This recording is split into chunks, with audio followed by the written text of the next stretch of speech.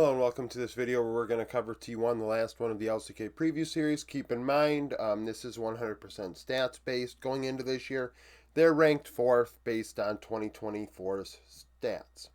The last few years, I consider T1 to have the best roster, if not the greatest roster of all time.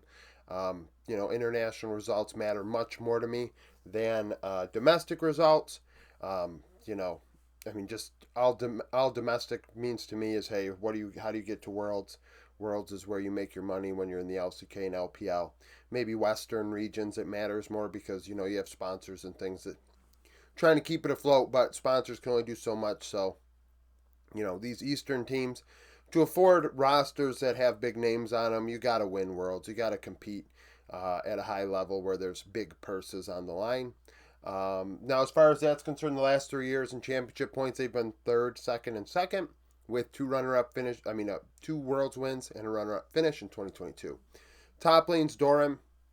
Doran's probably the third best top laner in the LCK outright, behind Keen and Zeus, but statistically he is second with a 3.2 KDA, 58.5 KP, 8 CS per minute. Very active, very strong weak side player. I'd put him the second best weak side top laner in the world, behind 369. Positive 0.9 share differential, 1.34 ROI. So solid return on investment there for a weak side top laner. 95 gold ahead, 2.69 vision efficiency, which is vision score divided by wards placed. 21 champions in 124 games, is 24 years old. K'Sante, Gnar, and Aatrox, only 38% of his champion pool. And that's kind of the thing with this team. Wide champion pools. Even Faker, despite really keying on 3 champions last season for the majority of his games, almost 49% of his games, he still played 24 champions. So the fact is, these guys have a bag of tricks. High Tie is the backup for Doran. He has a 3.1 KDA, 49.3 KP, and a 7.5 CS per minute, 1.48 ROI, in 12 champions, 36 games, as he gets promoted from HLE Academy's team to T1's challenger roster. Quokka, statistically, is actually pretty solid. I'm surprised he didn't just get promoted. 4.1 KDA, 54 KP, 7.4 CS per minute, 1.31 ROI, 13 champions, 47 games. Jungler's Owner, I have him ranked 5th in his role going into this season. I don't believe he is 5th. I believe he is higher than that. But statistically, the stats say what they say. He played 176 games. We can pretend that Worlds is all that happened, but it didn't. There's 176 games. And, kind of goes against what I was saying earlier a bit with the international results is really all that matters to me. But when we look at a player in particular, not a team, but a player in particular, we have to look at their, how they fared across all metas. Can they play everything? And at what level can they play them? 4.1 KDA, 70 KP, 6.4 CS per minute. Negative 3.5 share differential and a 1.03 ROI. This team, not a massive DPM team. T1 have a lot of different carry threats. They were best with Zeus as a carry, Faker as a facilitator, and Nguma getting the rest at 24% of the gold or whatever. We'll see what happens this year now that Doran is on the team. He does not play like Zeus, so something's going to have to change. And this is why partially owner share differential is the way it is, because historically, everybody kind of shared the load. Owner 120 gold ahead, 4.13 vision efficiency, 22 champions in 174 games, is 22 years old. Sejuani Viego, 40% of his games played. So 2 out of every 5, he played one of his most 3 played. Vincenzo only played 4 games last season. I believe it wasn't even with T1. 2.7 KDA, 59 KP, 5.8 CS per minute, negative 4.5 share differential, 1.1 ROI. 240 gold behind, 3 vision score per minute, vision score per ward placed, and a different champion in any games. Dynai plays for Academy, 4.5 KDA, 70 KP, 6.2 CS per minute, a 1.2 ROI. 18 champions played in 53 games. I'm surprised he didn't just get promoted. Once again, I know Griffin's on this roster, but he didn't play as many games as Dynai, and I'm only including the top 3. Faker in mid, I know he is not the worst mid laner in the LCK. Statistically, he was last season. He also was World's MVP, and the reason why they didn't win Worlds. He showed up in a big way in games 4 and 5 and reminded us of Faker of old.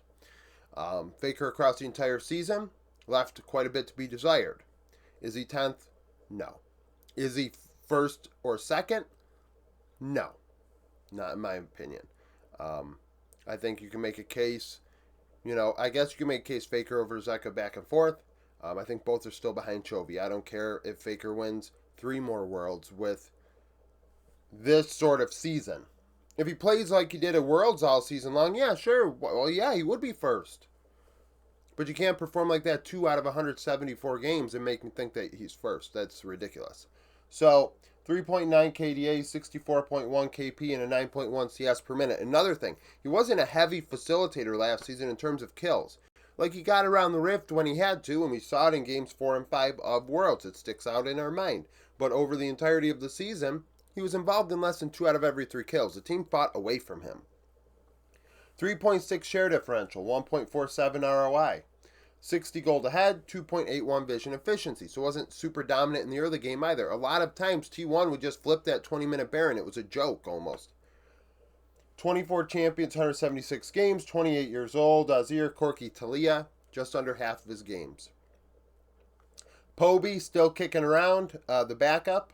Weird stat line here, very uninvolved in challengers.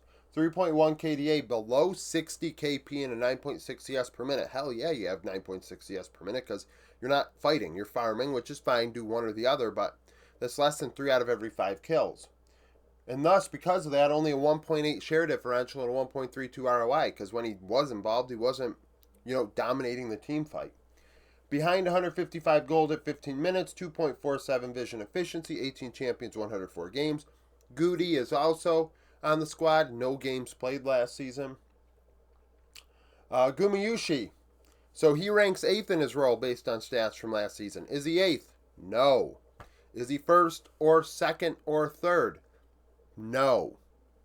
Not based on last season. I would say Aiming is better than Guma based on last season. I think that's pretty fair to say. I would say Ruler is better than Guma. And I would say that Viper is definitely better than Guma. Is he 8th? No.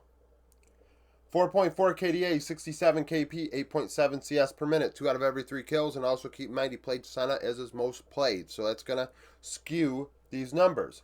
3.2 share differential, 1.45 ROI. Everybody had a hand in dealing damage, as the team didn't deal a ton of damage.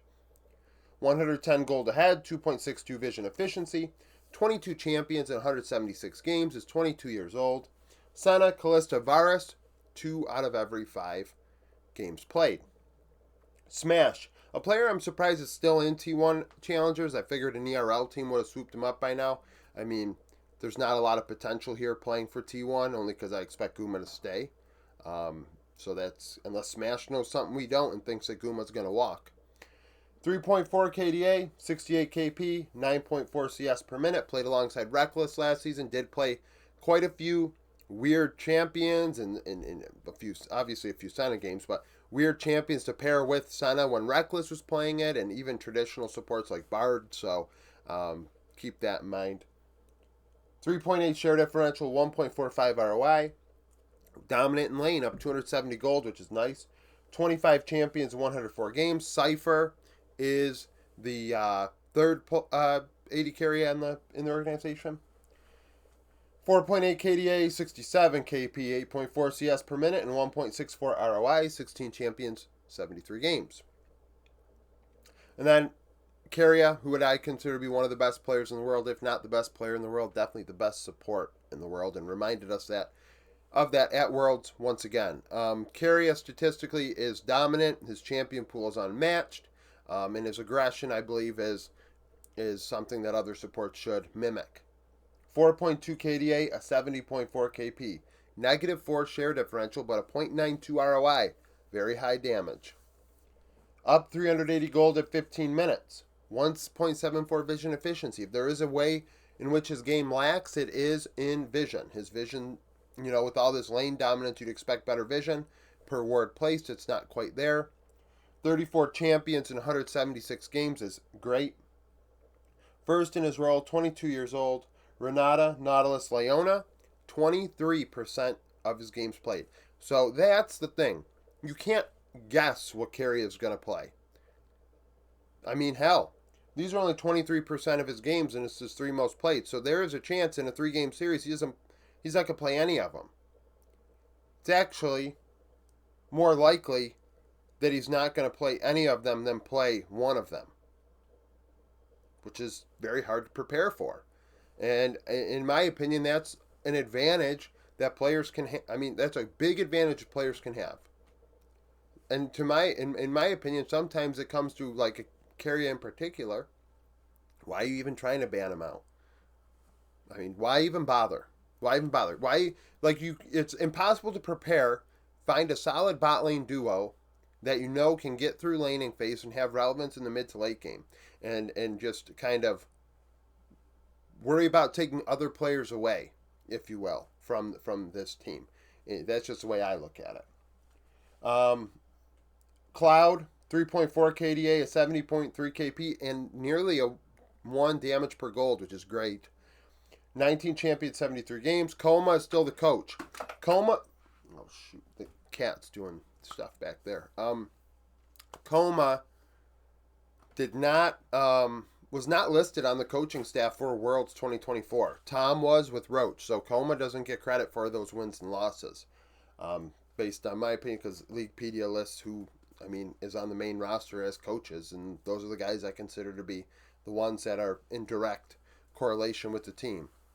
So Coma's 193 and 89 in his career in the regular season in the LPL and LCK as a coach. That's a 68% win rate. 64 and 37 in the playoffs for a 63. And then Worlds MSI, 139 and 53 for a 72% win rate. And like I said, it didn't even include this past Worlds. So it could be even better than that. This team I expect to be competing to the end, just like HLE, Gen G, BLG, IG, top, JD. Like, this team's a top 8 team in the world. Easily, absolutely easily. You don't even have to think twice about it. Anyone that's questioning whether T1 is a world's contender is out of their mind. Does that mean they're the favorite? Not necessarily, but they are a contender. They are in the conversation. This whole underdog mantra was kind of brought on by haters. Like, the more people that hate a team, the more the fans are going to think they're an underdog, because everyone's doubting us, this and third. Just shut the fuck up about the team, and then they won't be saying they're underdogs anymore. I mean, that's kind of the way I look at it. So, thank you for watching. If you liked the video, like it. Subscribe to the channel for daily League of Legends content. Follow me on Twitter. Join the Discord. Become a YouTube supporter. And hope to see you again tomorrow.